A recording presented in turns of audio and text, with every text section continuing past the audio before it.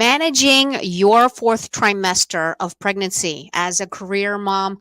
Do you guys even know what fourth trimester was? I didn't learn that in medical school. I don't know about you, but there's a lot of moms out there, a lot of dads, whether you're going to be a mom or you've been a mom, understanding how to take care of yourself postpartum and before you give birth.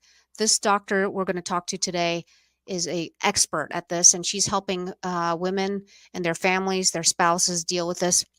My name is Dr. Elsie Coe. I'm the founder and CEO of Lead Physician Online Leadership Program and also the CMO of American Endovascular and Amputation Prevention. Go to our YouTube channel and subscribe so you can be notified for any of these interesting videos that we have with experts in the field of leadership. We're talking to Jess Daigle today, and Jess Daigle is she's a pediatrician, NICU and pediatric hospitalist. She's a newborn care expert, a postpartum care advocate, and she's the founder and CEO of Mom and Me MD. How phenomenal is that? We don't see many of those people around. Let me just bring her on in just a second here. Jess, thank you so Hey, much for being here. thank you so much for having me. Yeah, Jess was on here before, but she also is an author in the book that we just talked about. Yes, made for more, Yes, helping thank you so others. much. Yes. All your contributions. So let's just get right into it. There's a lot of women who may be listening about, oh my God, how do I deal with this baby coming on fourth trimester? What the heck is that? Um, let's talk about it. Let's first define like some four basic things. We're managing your fourth trimester as a career mom. What is fourth trimester? Okay, so the fourth trimester is considered the first 3 months after a baby is born and is at home with mom. And this term was actually coined by a pediatrician, Dr. Harvey, who had postulated that newborns are still actually undergoing change. They're really born too early themselves. And those first 3 months at home, they're undergoing a lot of changes physically as well. And so not only is the baby going through just, but the mom is as well. You know, she's dealing with changes in her body, her hormones. Now she has a new responsibility. And the idea is really to understand that this time is still needs to be considered just as important, if not more, than the first 3 trimesters of pregnancy. Because now you actually physically have a baby outside of you that you're having to care for, while you're still trying to now deal with the changes of postpartum. Thank you so much. I mean, well, so then the next question I'd like is how does a career mom plan for her fourth trimester in the first place? Well, I like to do what I call postpartum planning workshops, and this came from seeing, as a hospitalist, I see babies when they're first born, so I get to be a part of those precious moments. And I would see a lot of moms coming with their birth plan, and so they got all laid out about what they want to happen while they're at the hospital. But then they'll kind of have this deer in the headlights look when it's time to take the baby home. And so I started thinking that maybe we need to give moms a little bit of a heads up about what to expect those first few months at home and give them a little bit of a head start with how they can be successful. Because I would see a lot of moms, they'll get to the first year of their babies being born, and then they'll look back and be like, man, like, I don't even remember that whole year. Like, I just felt like I was just like crying all the time and just tired. And I didn't really, they just felt like they were in survival mode versus like enjoying the period of time as much as you can. And so I do these postpartum planning workshops, and I say that there are like 5 areas that are affected when you have a baby. So you as the mom, the baby, your household, your relationships, be it with your partner or your other kids, and then your career, or even if you're staying at home. And so these are 5 areas that a person should consider what would be ideal for them, where they feel like they're living the life that they want to, even with this new baby, versus like just kind of crawling through it, so to speak. And so I think if they understand what to expect, then they can kind of put some parameters in place. The biggest thing being like their support system. So Hmm. who can help them with certain things, Hmm. who can relieve them, who can allow them to have time for self-care, who can help them with other kids, who can do normal chores, because just because you have a baby, life doesn't stop. And I think like people understand that in theory, but it's when you're living it out day to day, then when moms haven't put that in place, then that's where I think mom guilt comes in, because they start comparing their life now to what it was. Like, well, I used to be able to do laundry every day, and now I just don't even barely have the energy. Like I might do it twice a week, and understand, hey, that's okay. Like this is a period where you should be focusing on yourself and your baby, and all these other things, while they need to be done, other people can help you do that. Right. And so if you think about that ahead of time, it'll make you feel a little bit more in control and settled versus frazzled. Right. You know, we don't even talk about this in medical school. And then I'm a mom myself, and what a whirlwind that was, going through that.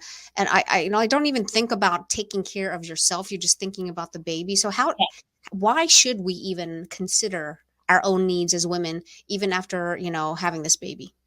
Well, I laugh when my family's in the hospital. I'm like, if you don't take care of yourself, like, okay, if you just focus on your child, that's like what you're gonna wait like for 18 plus years before you decide to think about yourself again. Yeah, Because I mean, yeah, like raising a child is like a forever process, right? Like, at least at minimum, at least getting them till their adult years. And so, one, it's just not practical, and I think that it can build resentment and bitterness in yourself, even as if we're being honest, because then I think that's where a lot of people are like, oh, do this, and it's like, well, you still can live a life that you like as a woman, because being a mom is just another role. It's a role in your life. It's not all that you are. And so I thought about this once I had my own kids, is that I'm setting an example for them about like living my life and taking care of myself too. So if you're putting yourself last, and you're setting that example for your kids too, like, oh, like everybody else is going to matter more than them and things like that, and you don't want to send that message either. So it's important, because how you take care of yourself impacts how you take care of your child in the long run. And so if you consider your needs and making sure that you're well, especially mentally and physically, then that allows you to be in a great space to provide out of a place of love and a full cup, so to speak, versus your kids really getting like the dregs of the day, so to speak. Now, do you talk about postpartum depression as part of like their needs? And I'm Yes. sure this is part of the overall care. Yes, I do. One of my friends who's a counselor, she said this, and it really brought it home for me. She said, one of the best things we can do, one of the best things we can give our children is to be mentally well.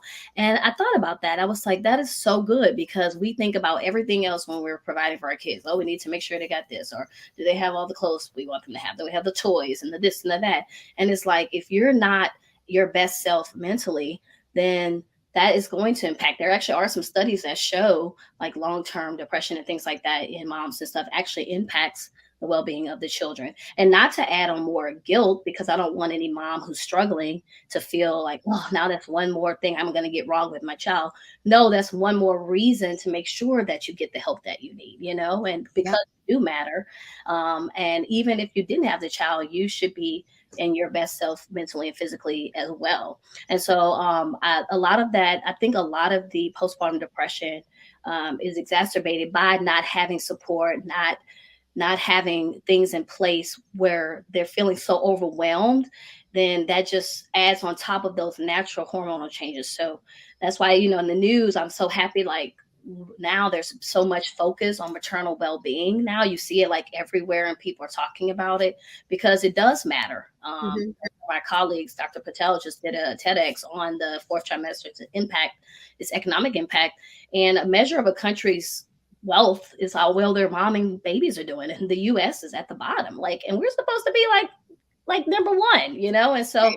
like, Right. why is that? Like, we have Yeah, to. we're at the bottom of the 11 industrial countries in the OECD. Yeah, Yeah. and that's just not good. So we have to start paying attention to that and realizing that the well-being of our moms and their families does matter. So good. Last thing I want to ask you is, how do you release the mom guilt when you return back to work? How do you do that? Yeah, this is a big one. So the thing is, this whole mom guilt is like, it happens, right? Because a lot of that has to do with the fact that we think there's something we should be doing that we're not doing, right? When that's where guilt comes from, like, oh, are you doing something wrong? And so it's really reframing that, like, every family dynamic is different. There would be the mom that wants to go back to work. That was me. And then there would be the mom that wants to stay at home.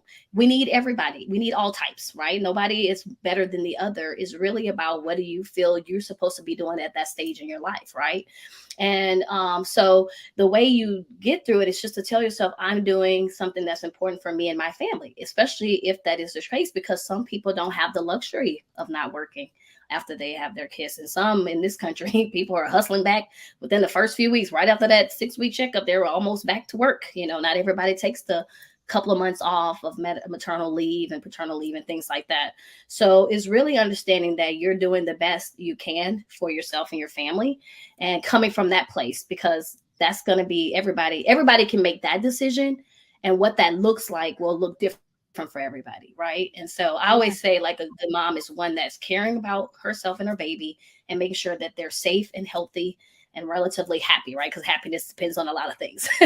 but it looks different for everybody. And so, especially in this social media age where people are comparing themselves so much, that's one of the biggest things that I counsel moms about. Like, I hear a lot of comparisons. I'm in some mom support groups, and they'll mention what somebody else is doing or not doing. And it's like, I always have to say, okay, let's get to the basis of it. Like, what is it that your family needs? And that's where we should stem from, not what everybody else is doing. That's right. So this is awesome. I mean, I commend you for putting together such an amazing idea, putting Mom and Me. First of all, Jess, how did you decide to do something like this? And then how can people reach out to you if they want to get some consulting help? Well, I always knew from young that I wanted to work with babies. And then once I had my own children, I realized as a mom that I mattered too. And then I started to look at my families, like, we focus so much on the baby and never the mom. Like, even, we would help out in clinic, and we were like trying to rush, like, okay, this is the baby. And then you kind of ask like one question, like, Mom, how you doing? And you know how people do, they give that little fast answer, like, fine. And even though you could tell they're not fine because they've rushed in frazzled, or they look like, if you just really take time to pay attention, a lot of people will look like how they really feel. Right. Right. And so, but the traditional system does not allow you to take that time with a family. And so I became frustrated because I was like, well, I either was getting in trouble because I'd be taking too long in a room with a mom, and I'd be like, she was like having bad thoughts. I need to talk to her about that. Yeah, exactly. You can't just be like, all right, pass it on to someone else. Like, you don't know. She may not trust the next person, or, they want to really know somebody cares about them. So I was like, how can I create? And that's why I talked about it in Made for More, the life that I desire and the help that I want to provide in my own way. And this is how I came up with my business, because if I can provide the time that I want out of the medical constraints of either working for somebody else in their clinic that they want you to, like the drive through people in 10 minutes. Yeah. So that is how I came up with my business. And so they can follow me at Mom and Me, and have a link tree there too, where they can book a postpartum consultation. And that's designed to, if they're exhausted and need some help planning, or if they're overwhelmed, or even if they just have questions about themselves and taking care of their babies. Even the NICU, I've had some NICU moms reach out too, because I work in the NICU, and sometimes helping them through understanding why their baby might have gotten admitted and what they can do to support their baby in the NICU. All of these reasons I like to help families. So good. Oh my God. This is inspiring for other doctors to know that, we have so much more in ourselves than we may believe. And there's so much help that's needed in order to improve healthcare. So this is such an awesome forum to hear. Thank you so much for sharing that. I just want, I want this to be something that other physicians in this leadership platform to understand that you are more than what you think you are right now. That's true. It's so true. And it's so freeing once you realize that. It's like the sky really is the limit, like they say. Like, and we buy into this traditional, medicine is so straight line for us. And I think that that's the issue, like being able to break away from that path, that path that's already laid out, and saying, hey, there are other pathways, and that is the beauty of medicine too. I think we just need to learn how to take advantage of it more. Right. So again, I have your email here, momandme@gmail.com. And then her Instagram link is at mom and me. underscore MD. And of course, her name, Jess Daigle on LinkedIn, if you want to find her. Thank you so much for being in here. Thank you, everybody, for watching. My name is Dr. Elsie Coe. If you have a topic on physician leadership, please reach out to me at info@drelsiecoe.com. And then also join us for our leadership program, leadphysician.org, and reach out for a free 15-minute call. Any last words for us as we close here? No, I mean, especially for the career mom, and this can apply to any mom. That's the beauty of this. It's really just understanding that this is a new phase in your life. And I tell some moms like they kind of mourn like the life they used to have before a baby, and that's fair. Actually, I don't want anybody to feel bad about that because it is different, and you will no longer leave the house and not have to worry about where your child is, or even if you've arranged it, that will always be a new thought in your mind. And it's just like anything else. When you went from high school to college to med school or your graduate school, everything was the transition of a phase, and it was a new experience and new things to undertake. So I think if people look at motherhood like that, like a new adventure, and just provide themselves space for, yes, it is different and sometimes it is hard, but there are rewarding bits to it too. I think it'll go a long way towards taking some of the shame that you feel for having those natural thoughts, because everybody has them. That's so true. Thank you so much. Thank you, everybody, for listening. Until next week, take care, everyone.